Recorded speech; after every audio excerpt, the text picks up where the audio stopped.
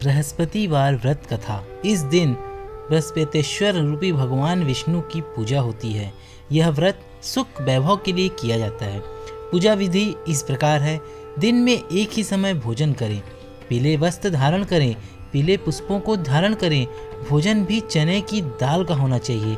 नमक हमको नहीं खाना चाहिए। इस दिन पुरुषों को बाल या अपनी दाढ़ी को नहीं बनवाना चाहिए। पीले रंग के फूल, चने की दाल, पीले कपड़े तथा पीले चंदन से भगवान की पूजा करनी चाहिए और पूजा के पश्चात इस कथा को सुननी चाहिए। इस व्रत के करने से बृहस्पति जी अति प्रसन्न होते हैं तथा अन्न, धन और विद्या व रूपवान पत्नी का लाभ होता है। स्त्रियों के लिए यह व्रत अति आवश्यक है। इस व्रत में केले के वृक्ष का पूजन होता है। तो चलिए जानते हैं बृहस्पतिवार व्रत की कथा को। किसी गांव में एक साहूकार रहता था, जिसके घर में अन्न, वस्त्र और धन किसी वस्तु की कोई कमी नहीं थी। परंतु उसकी स्त्री बहुत ही कृपण थी, किसी भिक्षार्थी को कुछ नहीं देती, सारे दिन घर के काम काज में लगी रहती थी। एक समय एक साधु महात्मा बृहस्पतिवार के दिन उसके द्वार पर आए और भिक्षा की याचना की। स्त्री उसी समय घर के आंगन को लीप रही थी। इस कारण साधु महाराज से कहने लगी कि महाराज, इस समय तो मैं घर लीप रही हूँ, आपको कुछ नहीं दे सकती। फिर किसी अवकाश के समय आप आना, मतलब किसी और दिन आप आना। साधु महात्मा खाली हाथ चले गए। कुछ दिन के पश्चात वही साधु महाराज आए और उसी तरह भिक्षा मांगी। साहूकारनी ने उस समय लड़के को खिला रही थी। कहने लगी, महाराज मैं क्या करूं, अवकाश नहीं है, इसलिए आपको भिक्षा नहीं दे सकती। तीसरी बार महात्मा आए तो उसने उन्हें उसी तरह से टालना चाहा, किंतु महात्मा जी कहने लगे कि यदि तुमको बिल्कुल भी अवकाश हो जाए तो मुझको भिक्षा दोगी। साहूकारनी कहने लगी, हाँ महाराज, यदि ऐसा हो जाए तो आपकी बड़ी कृपा होगी। साधु महात्मा जी कहने लगे कि अच्छा, मैं एक उपाय बताता हूँ। तुम बृहस्पतिवार को दिन चढ़ने पर उठो और सारे घर में झाड़ू लगाकर कूड़ा एक कोने में जमा करके रख दो। घर में चौका इत्यादि मत लगाओ। फिर स्नान आदि करके घर वाले से कह दो उस दिन सब हजामत अवश्य बनवाए। रसोई बनाकर चूल्हे के पीछे रखा करो, सामने कभी ना रखो। सायंकाल को अंधेरा होने के बाद दीपक जलाया करो तथा बृहस्पतिवार को पीले वस्त्र मत धारण करो, ना पीले रंग की चीजों का भोजन करो। यदि ऐसा करोगी तो तुमको घर का कोई काम नहीं करना पड़ेगा। साहूकारनी ने ऐसा ही किया। बृहस्पतिवार के दिन वह झाड़ू लगाकर कूड़े को घर में जमा कर दिया। पुरुषों ने हजामत बनवाई, भोजन बनवाकर चूल्हे के पीछे रखा। वह सब बृहस्पतिवार को ऐसी ही करती रही। अब कुछ काल बाद उसके घर में खाने को दाना न रहा। थोड़े दिनों में महात्मा फिर आए और भिक्षा मांगी, परंतु सेठानी ने कहा, महाराज मेरे घर में खाने को अन्न नहीं है, आपको क्या दे सकती हूँ। तब महात्मा ने कहा कि जब तुम्हारे घर में सब कुछ था तब भी तुम कुछ भी नहीं देती थी। अब पूरा पूरा अवकाश है, तब भी कुछ नहीं दे रही हो। तुम क्या चाहती हो वह कहो। तब सेठानी ने हाथ जोड़कर प्रार्थना की, महाराज अब कोई ऐसा उपाय बताओ कि मेरे पहले जैसा धन धान्य हो जाए। अब मैं प्रतिज्ञा करती हूँ कि जैसा आप कहेंगे वैसा ही करूँगी। तब महात्मा जी ने कहा, बृहस्पतिवार को प्रातःकाल उठकर स्नान से निवृत्त हो, घर को गौ के गोबर से लीपा तथा घर के पुरुष हजामत ना बनवाए। भूखों को अन्न जल देती रहा करो। ठीक सायंकाल दीपक जलाओ। यदि ऐसा करोगी तुम्हारी सब मनोकामना भगवान बृहस्पति जी की कृपा से पूर्ण होगी। सेठानी ने ऐसा ही किया और उसके घर में धन धान्य वैसा ही हो गया जैसा कि पहले था। इस प्रकार भगवान बृहस्पति जी की कृपा से अनेक प्रकार के सुख भोग कर दीर्घ काल तक जीवित वह रही। दूसरी कथा।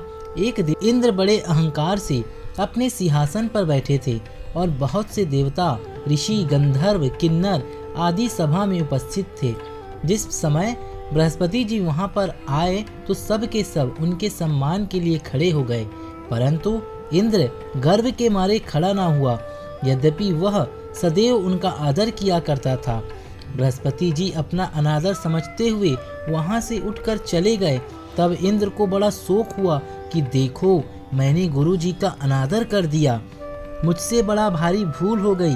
गुरुजी के आशीर्वाद से ही मुझको यह वैभव मिला है। उनके क्रोध से यह सब नष्ट हो जाएगा, इसलिए उनके पास जाकर उनसे क्षमा मांगनी चाहिए, जिससे उनका क्रोध शांत हो जाए और मेरा कल्याण होए। ऐसा विचार कर इंद्र उनके स्थान पर गए। जब बृहस्पति जी ने अपने योग बल से यह जान लिया कि इंद्र क्षमा मांगने के लिए यहाँ आ रहा है, तब क्रोधवश उससे भेंट करना उचित ना समझकर अंतर ध्यान हो गए। जब इंद्र ने बृहस्पति जी को घर पर ना देखा, तब निराश होकर लौट आए। जब दैत्यों के राजा विश्ववर्मा को यह समाचार विदित हुआ, तो उसने अपने गुरु शुक्राचार्य की आज्ञा से इंद्रपुरी को चारों तरफ से घेर लिया।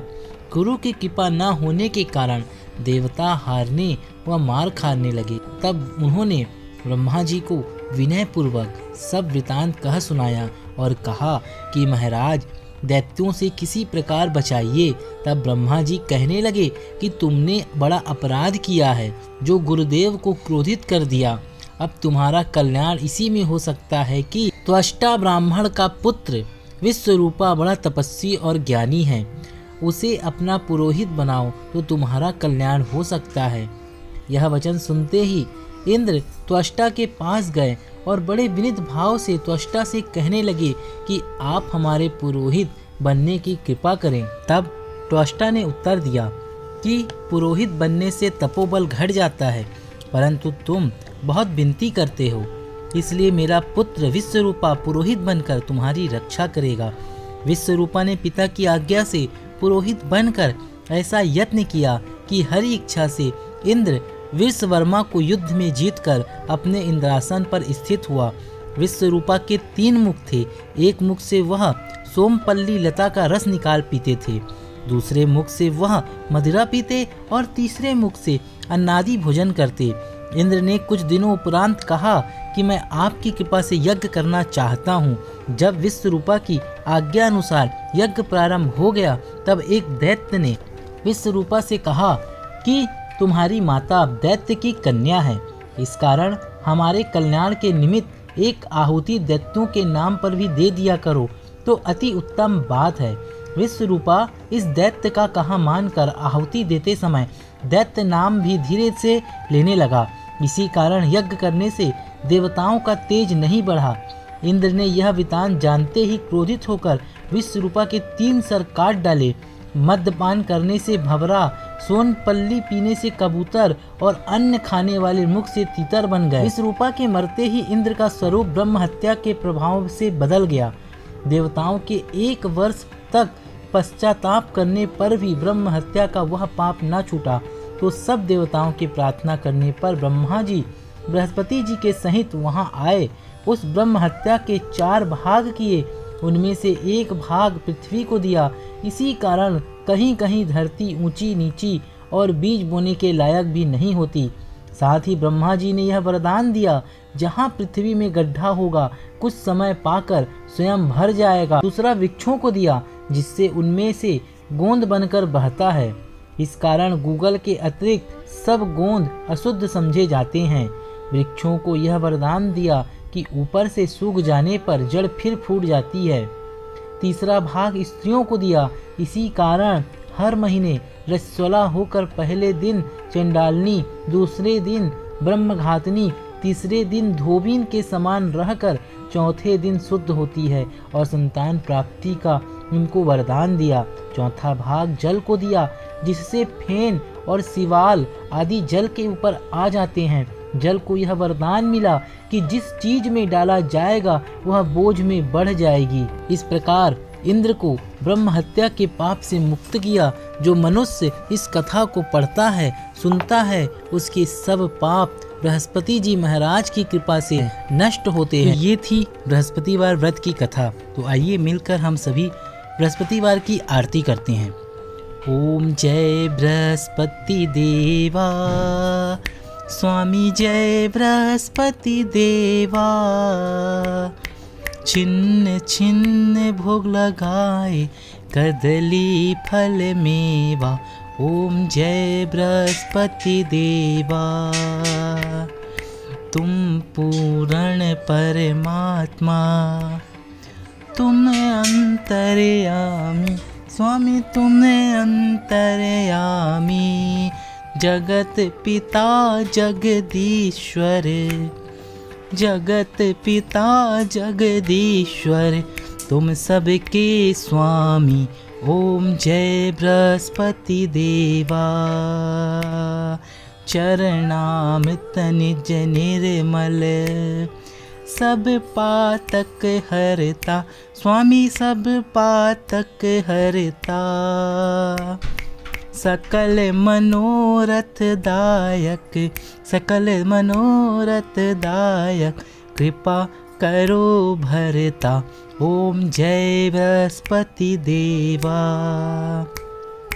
तन मन धन अर्पण कर, जो जन शरण पड़े स्वामी, जो जन शरण पड़े, प्रभु प्रगट तब हो कर, प्रभु प्रगट तब हो कर, द्वारे आकर खड़े। ओम जय बृहस्पति देवा। दीन दयाल दयानिधि, भक्तन हितकारी स्वामी, भक्तन हितकारी, पाप दोष सब हरता, पाप दोष सब हरता, भवबंधन हारी। ओम जय बृहस्पति देवा।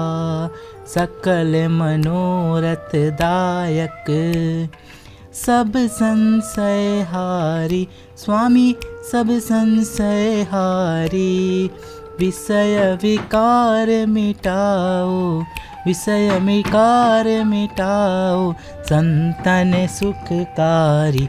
ओम जय बृहस्पति देवा। श्री बृहस्पति जी की आरती, जो प्रेम सहित गावे स्वामी, जो प्रेम सहित गावे, ज्येष्ठानंद कृपा से निश्चय फल पावे।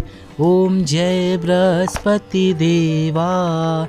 तो ये थी बृहस्पतिवार व्रत की कथा, बृहस्पतिवार की आरती। वीडियो आप लोगों को अच्छी लगी तो ज़्यादा से ज़्यादा शेयर करें ताकि सभी इसका लाभ उठा सके। चैनल पे नए हैं तो चैनल को सब्सक्राइब करके बेल आइकन ऑल पे क्लिक जरूर करें। हम मिलेंगे अगली बार एक नई वीडियो के साथ, तब तक के लिए बहुत बहुत धन्यवाद।